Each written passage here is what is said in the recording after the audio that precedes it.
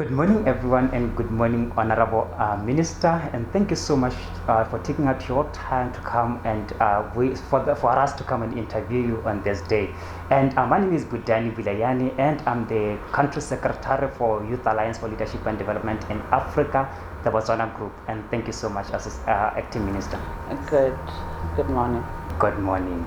Yes, Acting Minister, we are here to get to learn more about you as a minister, as a politician, and also as a Pan-Africanism, and also as a YALDA founder, YALDA Botswana founder, who actually brought this organization here. And Acting Minister, tell us who Honourable Manake is. Okay. Beauty Manake is a lady who grew up in Pikwe. I was born and I was raised in Pikwe, all the way from nursery to my senior secondary school until I came to Gaborone, to UB. But I was raised by two strong parents. The other one was a miner, while the other one was a hawker. Hawker meaning she would sell different products from pies. She will also, after the pies, she went to South Africa to start importing fruits and vegetables. And I and my brother during school holidays will actually alternate to go with her to these farms. During our school holidays, me and my brother will alternate to go to South Africa with our mother for her when she goes to buy some fruits and vegetables and import them into the country with her small diner or van, and then she distributes it to other hawkers who would actually sell within the Pikwe bus rank. During these times when we were traveling together, that's when I get exposed to a whole new world of the farming environment. The interesting part about it is that immediately when you cross the border into South Africa, everything starts being green. And on the other side of Botswana, it's actually very dry, but the environment and the climatic conditions are exactly the same. So I studied business information systems. I remember when I came to apply for exactly what it is I was looking for, the founder of YALDA was on my side. My aunt wanted me to be a doctor, and I was really against it. She was the one who decided what each and every one of you are going to do. So I remember explaining to her mom that she can be a business analyst, she can be this, and at the end of the day it was more because the course that I did was business information systems. The most important thing that she picked up from there was the business aspect of things. And then she was like, okay, you go and manage your mom's oranges and tomatoes. And I was like, yeah, I will, I liked the challenge. She was very straightforward. She was very strict with us because she wanted her whole family to be educated and be something. So I kind of like challenged her with that, considering that, yeah, I'll go and manage the tomatoes and the oranges. A couple of years down the line, I found myself during the recession in 2009. I was working for DTCB, Diamond Trading Company, Botswana, as a systems technologist. At that time, practically was more on the diamond. And when the recession hit, the diamond market is actually the first one to be hit. And as a country, we are mostly dependent on the mining sector. So we went on some very extended leaves, which were also paid just so that we could ease off the time that we were given during the recession when the diamond market was really low. That was the time I decided that I wanted to really do something, because at the time we were continuing to eat despite everything else. So that's when I decided that I wanted to be part of a sector which, no matter what, will forever be there. Recession, pandemic, it will always be standing for itself. And I thought of my days with my mother. And I thought, my mother still goes to South Africa with this truck. She's old. There are so many other women who are doing exactly the same. They drive to South Africa under very dangerous circumstances. If I was to have my farm here, if I was to start a farm, they'll actually start being my customers. And that's how I started. And then I went to SIDA. At the time there was a fund called Young Farmers Fund. Yes, YDF, Young Farmers Fund. It would actually give you a loan up to 500,000. So I started. My father had made so that we all get land, plowing land, because it was only right then. So I used my land to start off the business, and today I'm here. And I came back to the farm and I realized that the kind of knowledge that I have, I can't really utilize much of it in the farm. I need to share it with the public. So that's when I started to engage more on community work, on the agricultural, on the rural development through the agricultural transformation. And I started doing a lot of work for different companies on CSR, on how could we actually impact the environment that we operate in and improve the livelihoods of people. And the agricultural sector, because it's mostly the mainstay, was the one that was what was chosen to be taken up. So yeah, and yeah, now I'm here. Yes. Thank you so much, Honourable, for sharing with us your journey from the formative years to where you are today. And in our conversation, you mentioned that you grew up in the YALDA umbrella. You mentioned your parents, your aunties who were the founders, the first founders of YALDA. My cousin. Yes, your cousin, yes. And for that, what inspired you to actually found YALDA Botswana and to bring it to Botswana? You know, she was, because she was so exposed, she was miles and miles ahead of us in terms of understanding a lot about development and a lot about leadership because of where she was, the school she was studying in, the exposure. So for us, when she came to UB and said, guys, this is a leadership program that I want you to be part of, I'm not going to lie, we did not understand what she was talking about. We were there to actually support her cause. But we always wondered how brave is such a young woman who would believe that she can be such a strong leader, not only in her own country, but in Africa and the rest of the world. So that intrigued me to be part of that and understand her world, because she was forever traveling. So for me, the YALDA, the leadership, as a young woman, it inspired me to appreciate that even women can actually be leaders. And that's how we became part of YALDA. I would say that we really didn't do much. If we knew better then, I think we'd be fine in terms of having recruited a lot of young leaders. So for me right now with YALDA, I think it's a good opportunity for us to utilize it as a vehicle to develop and inspire more young professionals to be better leaders tomorrow. Honourable, now we would like to know your journey as a politician and coming to your position as the first female to actually hold this position in an environment that is always preferred to be the male-dominated environment. What does that mean to you as a female, as the first female person to hold that position? To me, it's a lot of pressure because I came here as a farmer. I came here as a farmer, and a lot of farmers are depending on me. They're depending on me to actually represent them and make sound and sustainable decisions. So being that and being here is always about understanding each and everything, holistically approaching issues in a pragmatic way that will solve the kind of problems that we have here. And being here is a challenge because you will call them and they'll tell you no, and you'll say you're going to do it. And it's always really interesting and exciting to interact with our different technocracy and to interact with the different farmers and interact with the market itself. You get to learn and appreciate a lot, but it's not easy. It's not easy being a politician, especially as a specially elected member of parliament. They will forever remind you that you have not been voted. But as a person who really loves challenge, I would like to live above all of that and prove that, you know what, I can actually be a better politician if I'm not one yet.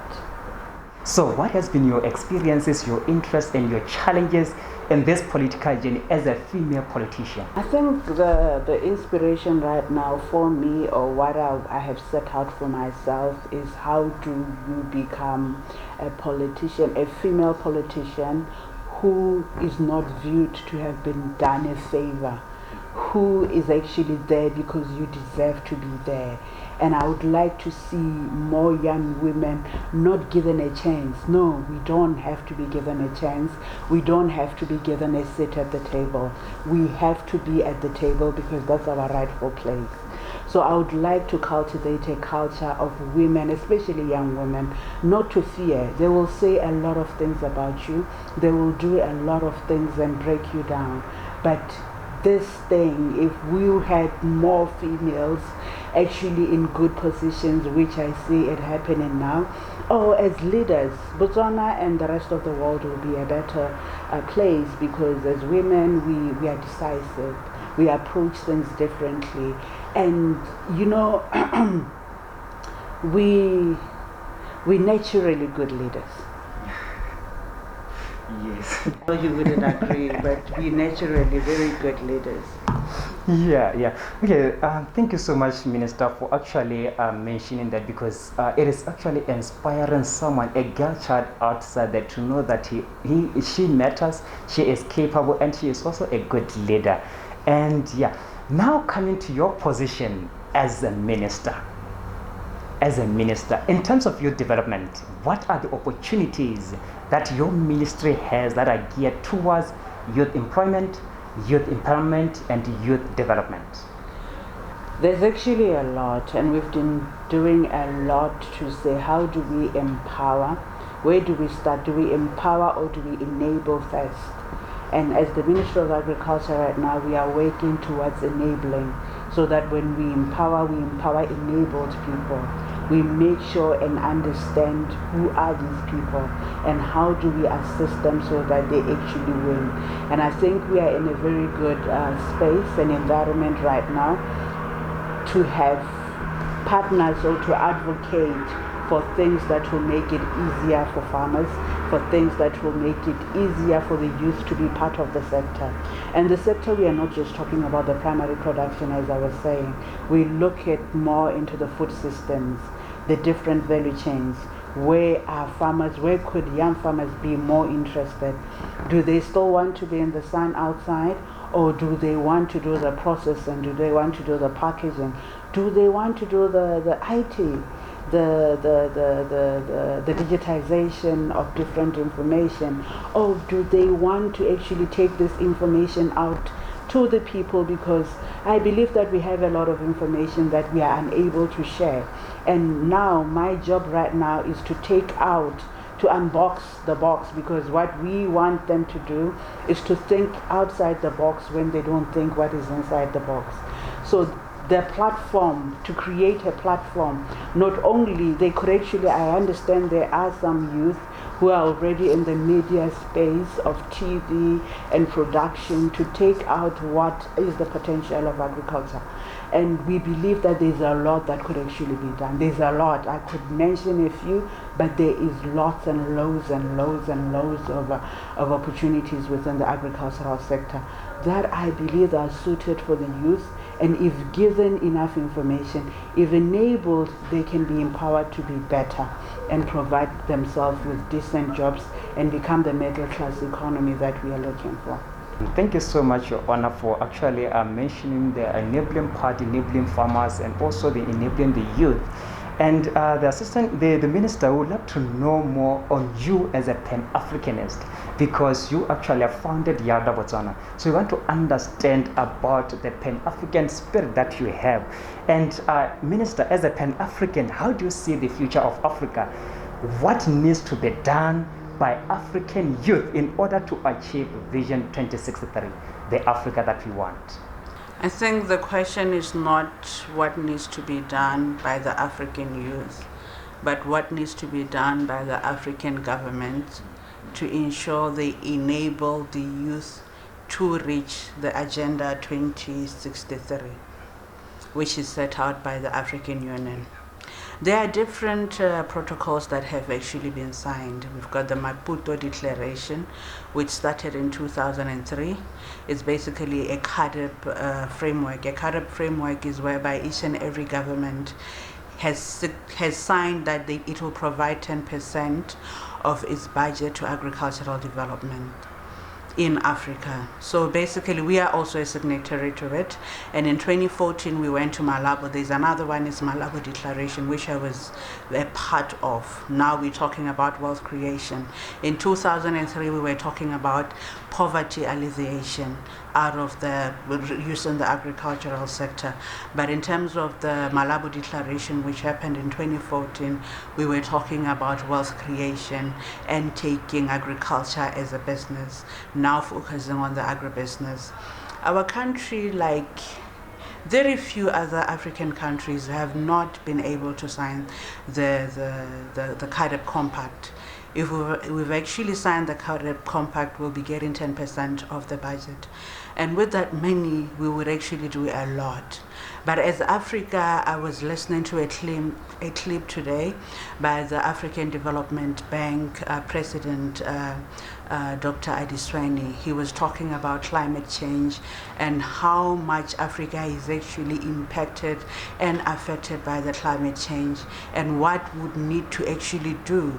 So for us to actually afford it is to support the African Development Bank to ensure that it drives, it accelerates our agricultural production, because as Africans we starve when we are trying to feed other countries abroad.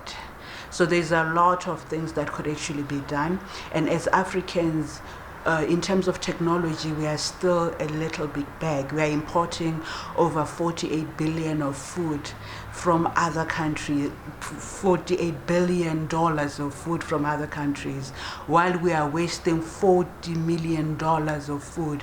And we believe that that food could actually be processed. That is basically where the value chain is. That is basically where the jobs are. That is basically where the opportunities are. And as Africa, we need to adopt the different technologies along the different value chains and the food systems.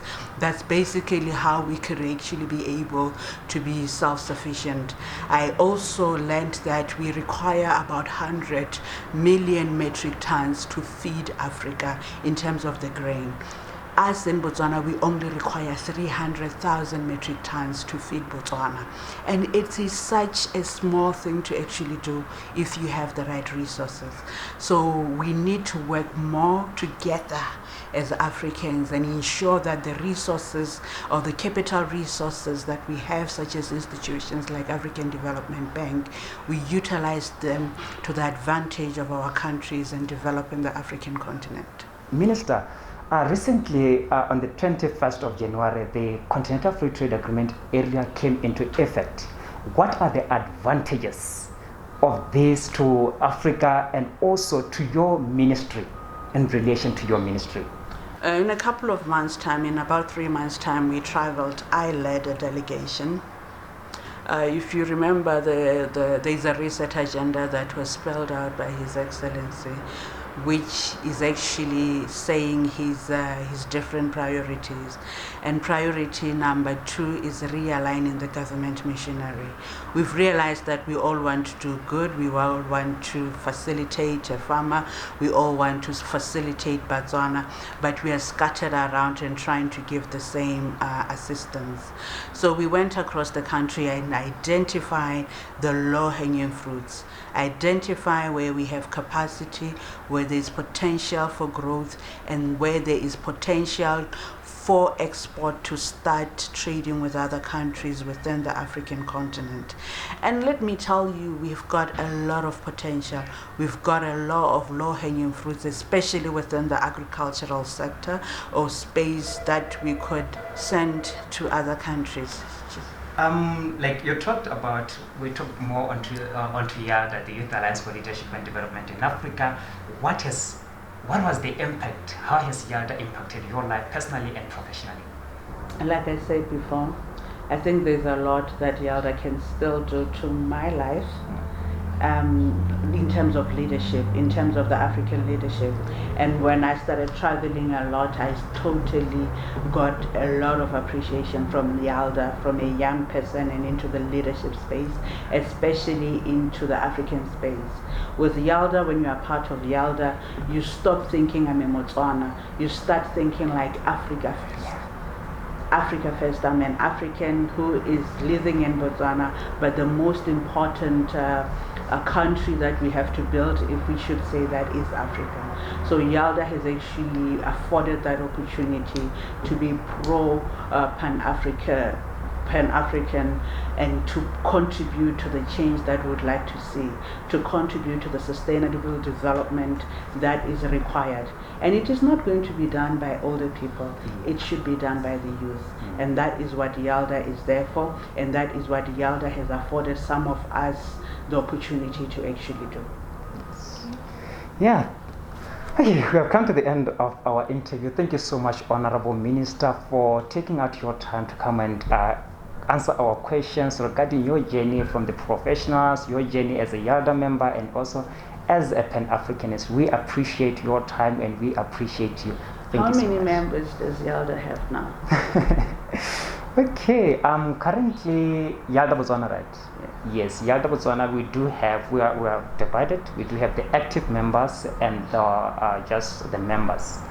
On our WhatsApp group, we have over 60 members, and then we do have the executive team. Yes, and then we do have the executive team that is responsible for overseeing the running of the organization. Do you know why things happen in developed countries? Do you know how development is done in terms of lobbying and advocacy? Yeah. Are you ready to actually utilize YALDA for that? Yes, we are ready, because this past on the 30th of September, we actually had the first ever public seminar on the constitutional review. Oh. Yes, and from here we are going to be continuing with webinars or different webinars onto the constitutional review, educating people, and at the end of the day, we are going to come up with a draft report. I would like for us to actually have another one, the second one. The second one is that I'm young, I'm a politician, and I think I'm the first woman to hold office and fall pregnant. And that basically says to a lot of youth that they can do it. Because a lot of time I asked myself when I came in, does this mean I will never have a child? But that is not true. We need to hold a platform that we can tell the young people that it's okay. You can be anything. You can still be pregnant and be a leader. You can still be pregnant and be at the forefront. Nothing stops you and nothing should ever limit you. So I want you to arrange that platform, that dialogue, as soon as possible, before end of this year, so that we can engage and not say I want to say I am. You see how big I am now, but I'm sitting on this chair and I'm making decisions and I'm advocating on behalf of the people that I have to advocate for. Yes, we'll definitely have that. We're going to have a talk. Why are you looking at her? She's the one with direct contact to you. So we are going to sit down, and then I think we'll have a concept note onto that. That would be great, as soon as possible. And we are willing to invite some of the senior politicians, those who are still there, those who've been there, how they view it, and how do we inspire the younger generation to be a part of all this. Yeah, that would be great, because we actually did have a fireside chat with Dr. Nasha, just to get to know more on the political side as a veteran. Woman. As a woman and as a veteran. Yes, I think we can also have we can have Bomadao. Yes. Just to get different perspective, different inputs. Yes, and get aspiring. Because people keep asking, this is the end of you, this is the end of your career. Even in terms of relationships, they believe this is the end of everything. We want to prove that it's not, it's the beginning. I think it will be a good conversation, because it will build onto what we've been actually doing. We did have a conversation on political responsibility, taking political responsibilities.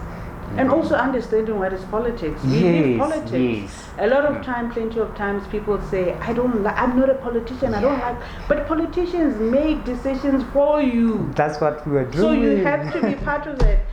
Thank you, Tim. I have to dash you another While you dash and then we